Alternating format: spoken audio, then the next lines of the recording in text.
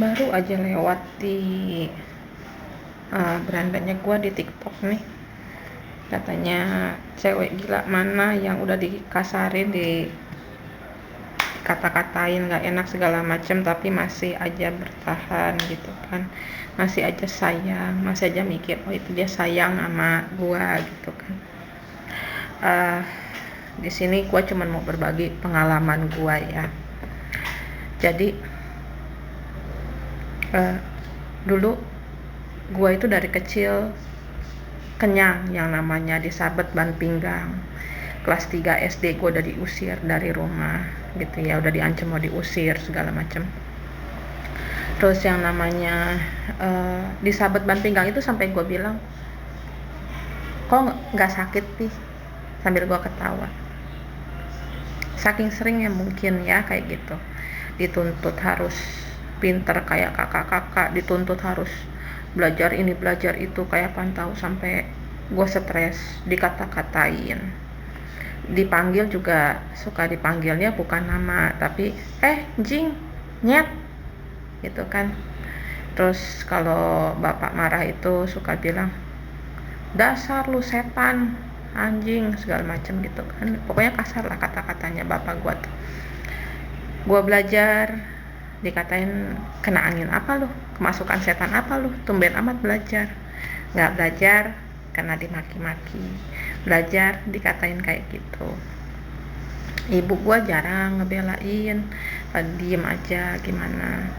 Gua jatuh nyungsep naik sepeda, ini kan ada kayak dalasung pipi di sini tuh, dalasung pipi ini kan bukan ya, ini kawat kembang masuk ke sini. Gua itu dibantuin sama ibu gua, tapi yang ada gua ditarik sama ibu gua, diobatin sambil dimaki-maki kayak pantau gitu. Jadi emang gua itu hidupnya keras dari kecil ya. Gua dari kecil biasa ya namanya dikunci di lemari pakaian sama bapak gua dari umur 5 tahun gara-gara minta susu. Terus ya banyak lah ya. Terus bapak gua sama abang gua yang paling gede tuh kalau udah marah-marahin gua, teriak-teriakin gua, maki-maki gua. Sampai gua pernah nanya, kenapa sih kalian tuh kalau kesel gitu ya? Ini gua nanya bapak gua, maka abang gua pertanyaan sama tapi waktunya berbeda ya, di saat yang berbeda jauh. Gua nanya, kenapa sih kalau kesel di luar sama siapa, terus pulang ke rumah Janet bikin salah dikit, misalnya kayak suruh bikin kopi nih, kopi bikin pakai tatakan kan, pakai piring tatakan, tumpah sedikit, itu dimaki-makin kayak apaan tahu gitu kan. Kayak begitu aja gue dimaki-makin apaan tahu. Jawaban bapak gue sama abang gue yang gede sama, jawaban mereka adalah abis muka lu kayak tai. Tapi ntar udahannya mereka bilangnya gua paling sayang sama lu Nat.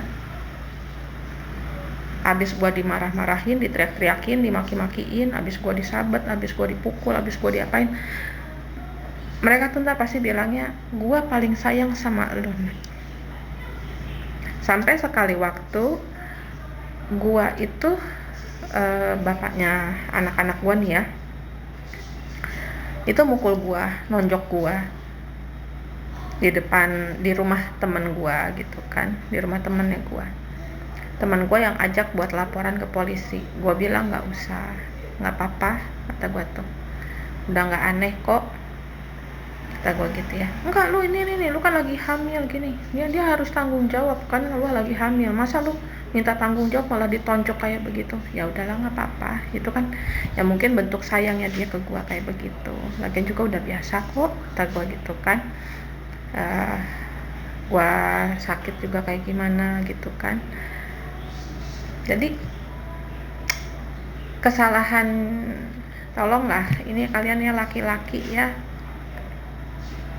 yang jadi orang tua, jadi bapak, kalau ke anak perempuan kalian memperlakukan anak perempuan kalian bagaimana, itu yang akan kita pikirkan ke pasangan kita. Jadi saat pasangan kita melakukan hal yang seperti kalian lakukan, kekasaran, kekerasan yang yang kalian lakukan ke kita nih, anak perempuan, kita akan berpikir bahwa itu adalah bentuk kasih sayang gitu loh. Makanya kenapa banyak perempuan yang dipukul, yang gimana KDRT tapi tetap bertahan dengan suaminya. Satu, karena emang dia cinta, sayang sama suaminya atau pacarnya itu. Kedua, karena dia biasa diperlakukan begitu. Jadi mikirnya ya ini bentuk kasih sayang pasangan kita, seperti ayah kita, bentuk sayang ayah kita ya seperti itu ke kita, kayak begitu. Jadi tolonglah ya, kalian laki-laki tuh ke anak perempuan tolonglah jangan suka kasar-kasaran gitu loh, karena kalian perlakukan gimana itu akan nempel di pikiran kita sampai gede gitu.